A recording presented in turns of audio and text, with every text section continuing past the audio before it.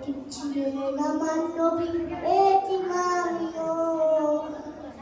নেই বাবা মা আমার, নেই যে বাড়ি ঘর, আমার মাথা কপাল পোড়া, নেই তো ভাবে আর। নেই বাবা মা আমার, নেই যে বাড়ি ঘর, আমার মাথা কপাল পোড়া, নেই তো ভাবে আর। মনে নিয়ে সান্ত্বনা কাটে দিনে রাত। আমি এতিম হয়ে কাঁদি,